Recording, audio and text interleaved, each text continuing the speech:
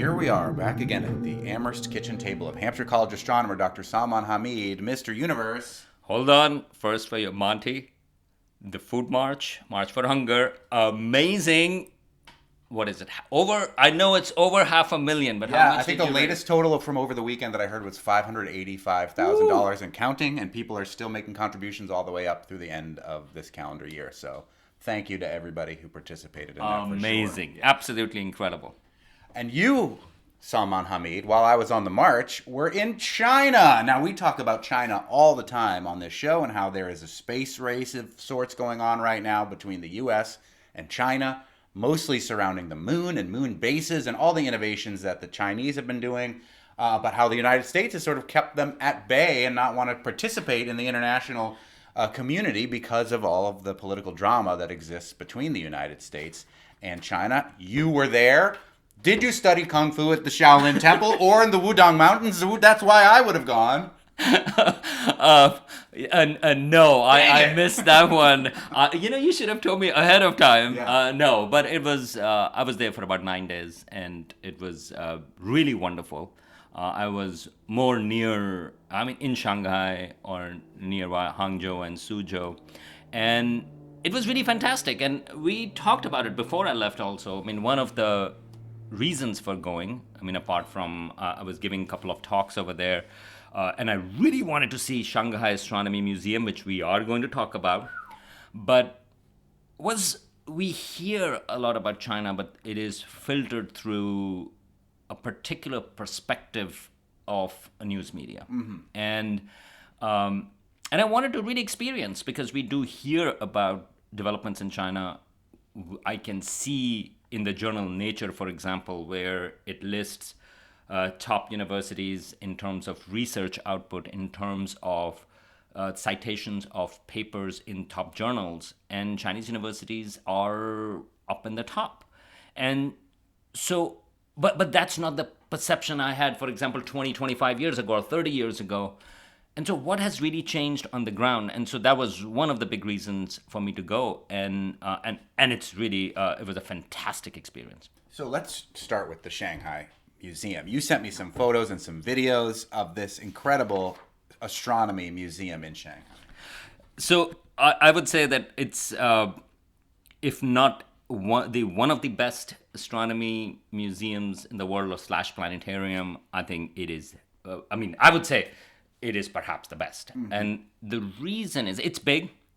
One thing I would say is that it's quite a bit far off from Shanghai city center. It was about like almost an hour and a half away.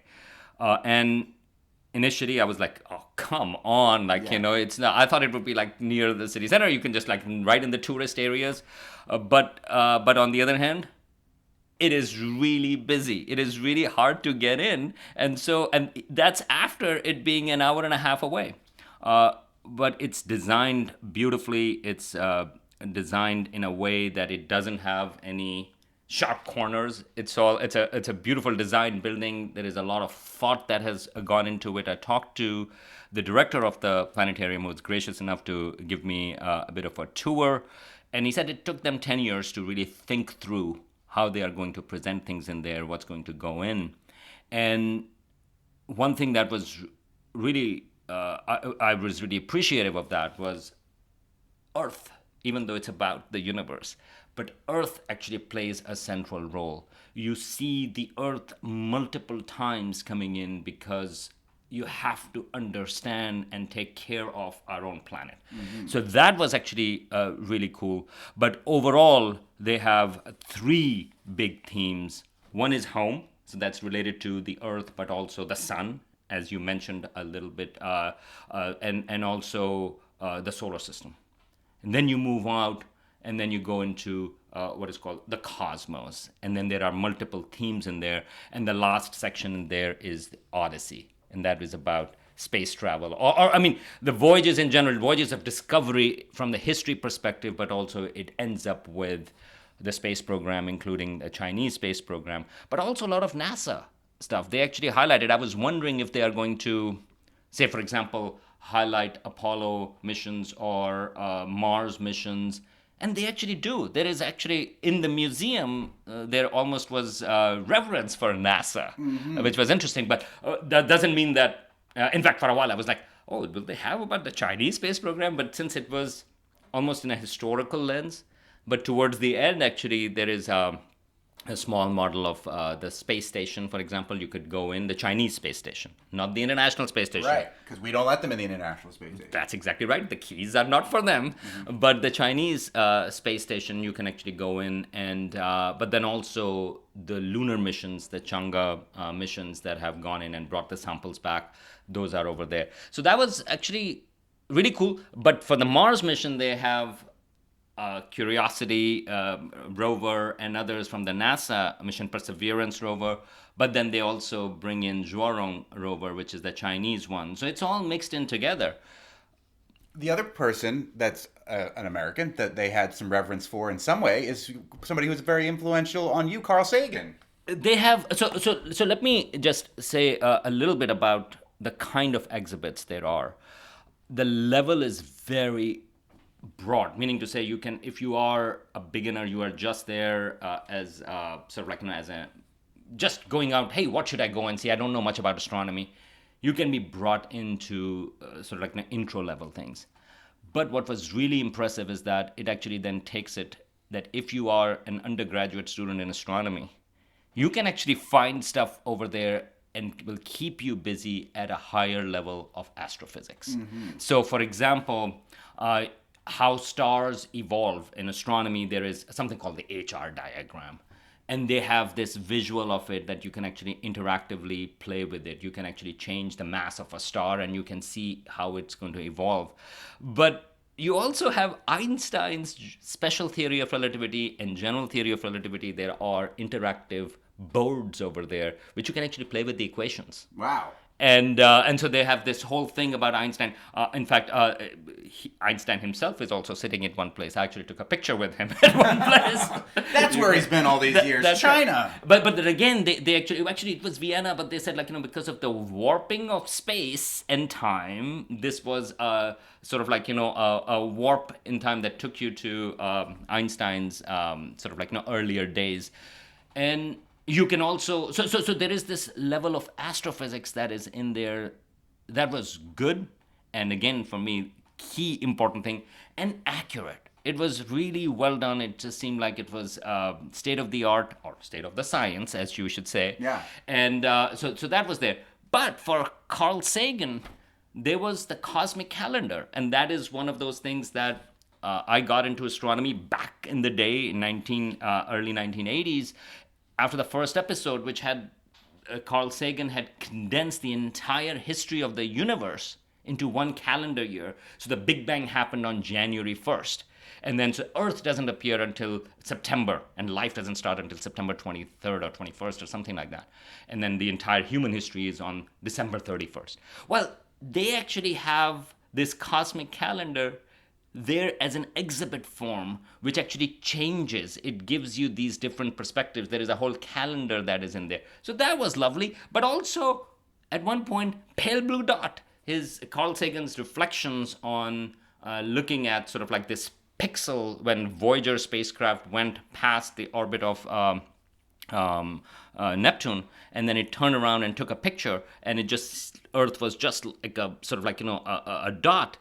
And he had these famous now reflections on that, and they are also there when you are looking at the Earth, and so that aspect is there as well. But one last thing I would add to that, there is a lot of art in there. They actually worked with artists to not just bring out science, but also to think about how to connect art with science. And one of my favorite places over there was this journey. It was like a cosmic wall, which is interactive. You can actually touch it, and actually it changes in there. And it starts with sort of like the beginnings of the universe, and you go through, and it's a really eerie feeling in there. It's a cosmic feeling in there to a certain degree. But you also see things happening, but also you are in this different space where you are more feeling the evolution of the universe than just seeing it. So those touches in there are really spectacular. And I didn't even get a chance to go to the actual planetarium. I only saw part of the show from outside because there is also the projection of outside of the dome. But and that was because it was all sold out. Yeah. Everything was packed. There's a lot of people in China. There are, and a lot of them were at the planetarium. So all I would say is, and the director also himself, he said, I was like, the Natural History Museum, the Rose Planetarium, and he says, oh yeah, he says, and that's been a great big inspiration for us. So there was a lot of homage being paid to NASA, to the Rose Planetarium in New York, in LA, the planetarium over there, and you can see sort of like the effort that has gone in. So if you have a chance to go to Shanghai, this is way out of the way. Although close As if China is not way out of the way. Shanghai's museum is way out of the way. Although it is close to one of their airports, but it's absolutely spectacular. You can easily spend hours there. I spent about 4 hours there, and I had to hurry up. Right? We're speaking with Hampshire College astronomer Dr. Salman Hameed, Mr. Universe, who's just been he's just back from the other side of this planet in China. Salman Hameed also works with Kainaat and Kainaat Kids, which is teaching people from South Asia the things about astronomy. You were in further Asia, teaching sixth graders about astronomy and interacting with a class. Talk about that experience. Yeah, so Kainaat Studios, we make videos and oftentimes in Urdu, but now we are actually expanding it in English as well for the global South. I mean, I think representation matters. And so I was invited over there by one of the Zhejiang Association for Science Popularization that is based in Hangzhou, which is a little south of Shanghai. And so first of all, well, we are now collaborating, and they will be dubbing our videos potentially to go on one of the subway systems in Hangzhou. Oh, cool! And so that's really cool. I did ask, how many people take that subway system or the train system, a local train system over there, and I was told about 2.5 million. I was like, wow, that's a lot of people per year. Yeah. And it's like, no, it's per day. And as it turns out, those numbers were also out of date because it's actually, they were 3 years old. Now it's actually, Hangzhou has the highest number of people who take train every day or subway every day, and it's around 5 million per day. Wow. And because these short videos that they play, so this group, this nonprofit actually, they already have science videos, 2-minute clips, and they play them, but without sound. Mm-hmm. So the subtitles become important, or the visuals, and so that's why they could use our videos. And so you're going to be huge in the subway system of China. Well, we'll figure out how to do that, but we are also going to be initially we'll probably subtitles and dub them if there is sound, but then we hope to co-produce, because science is not just for one culture, and oftentimes we have videos mostly from the US or Europe and things like that, but that's what we want to change, that highlight other cultures. So if you're talking about the sky, it's not just sort of from the Southwest here in the US, but rather from China, from Pakistan, from Kenya, from Namibia. We really want to bring global astronomy into the mix. And so China, of course, it has 1 billion people, so that's a big step for us. That's like when there was an old joke that my mom told me I was 1 in a million, which means there's 1,000 of me in China. Yeah, exactly. Yeah. And so this group, actually, they also invited me to give a talk at a primary school in Hangzhou, and those were 6th graders. Not by my choice, but it just happened to be the case. And my son is also in 6th grade in Amherst Public Schools. And so I was like, oh yeah, I think I can handle the 6th graders. And? Oh, it was such a lovely experience. And this is one of those things. I talked about sort of search for life. And so I talked about Mars, Europa, and Enceladus, and oceans over there, and potential for life on water signatures on Mars, and of course there is a Chinese rover as well on Mars. And the first thing I would say is, even though I was working through an interpreter, but anytime I would have to be careful, because if there was a big pause, and there would be 10 hands that would go up. And there were such good questions. Like, they were really into it. And that's one of those things at that age.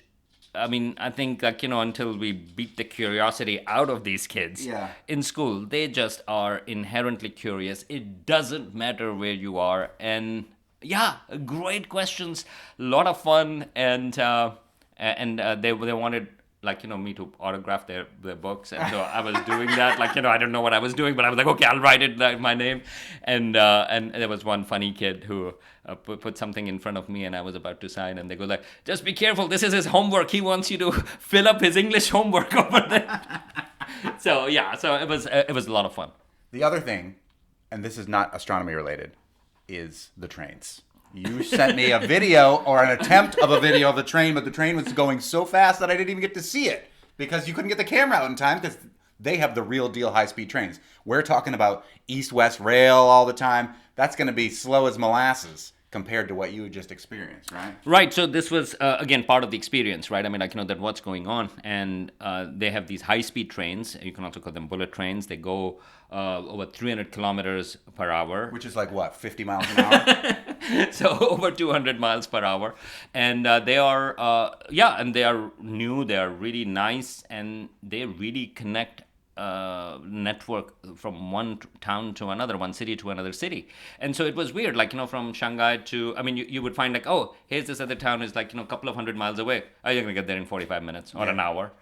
And it takes longer, by the way, to get to the train station within a city. That's true. I mean, like, it would take me 45 minutes from a hotel or an hour to get to the train station. But then from there to another city, it's like an hour. Wow. And so that's one of those things, like, okay, so we hear about it, but how do they actually operate? How do you experience it? And I wasn't with a tour. I was by myself. I was like, okay, can I maneuver in China going through these trains, through this train station? And I would say it's not that easy, meaning to say you don't find English everywhere. You don't find, even in Shanghai, I thought it was hard, but translate. I mean, not Google Translate, but Apple's Translate, I was using that, and you could actually just say the phrase and people would, like, it would translate it or type it up. And for science, you can actually, there's a camera. I mean, this technology is cool. I mean, there are a lot of bad things about these type of technologies, but this is really cool. You could just look at the sign and it would translate what it says. And so, but the trains, it was just a phenomenally organized experience.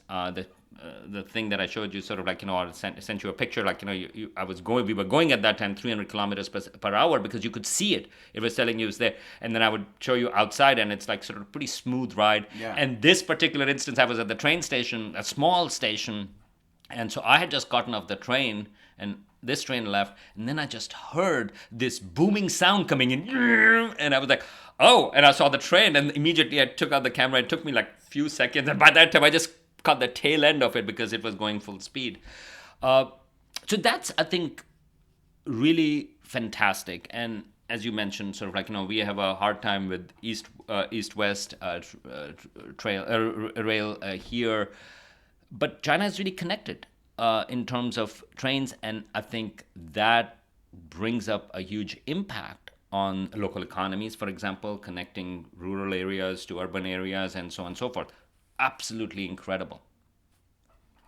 One last thing, Salman Hameed, in your time in China, bringing it back to our listeners here in the 413, the perceptions that we have in the media in this country about China versus what you experienced only for 9 days over there are disparate.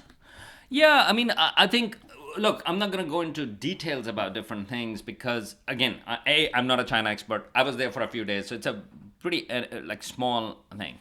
But I would say, when we think about the space race, for example, it was a big deal that Sputnik happened. Whoa, Soviet Union has put a satellite up in space in 1957. And then there was a whole mobilization, partly due to John F. Kennedy as well, that we need to compete with them and land a human on the moon, person on the moon. In the 60s, it was the man on the moon before the decade is out, right? There was a competition because that was considered as a competitive thing that we should not be behind. And one of the things that I was thinking over there was, I mean, space race is there.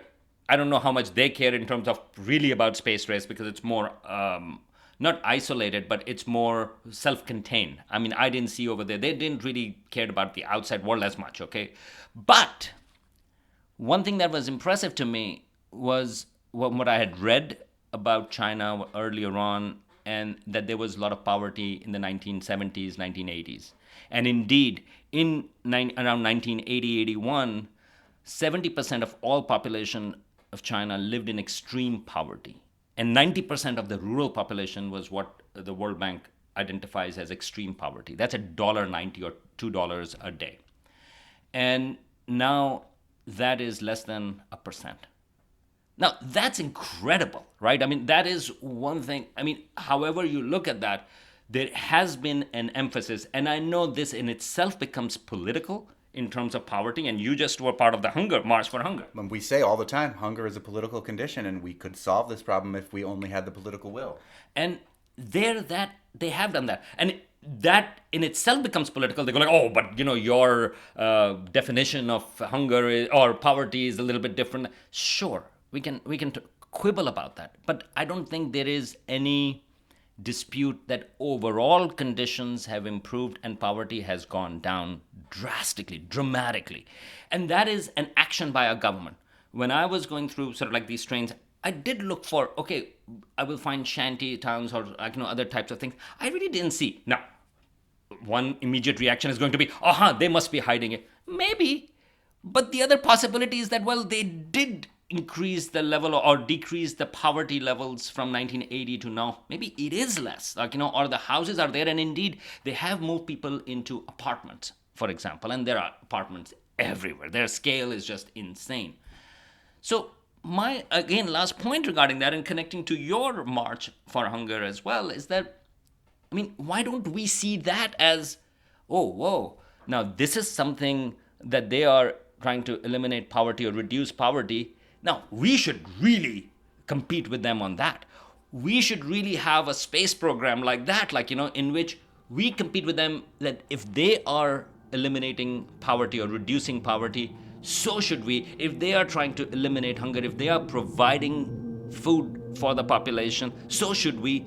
But we don't think like that. Here it comes up, in fact, in the opposite, especially with the Republicans now coming in and they go like, the freeloaders. But I think it is how we think about competition. And what you hear about China right now, it's all about, they are trying to steal this stuff. They are trying to expand. They are trying to do this. Sure, but why not emphasize these things as well that actually can improve lives as well? And same thing I would say with science as well. I mean, we don't have to see everything through a security lens, through a political lens of that, because scientists also cooperate with each other. So, I mean, again, not a politician, and not in terms of thinking in terms of that, but purely from a human perspective. I mean, we should always learn something from our competitors. So if we think of China as a competitor, look for competition in places which can improve the lives of individuals. And reducing poverty is one of those. Reducing hunger is one of those. At least emphasize on that.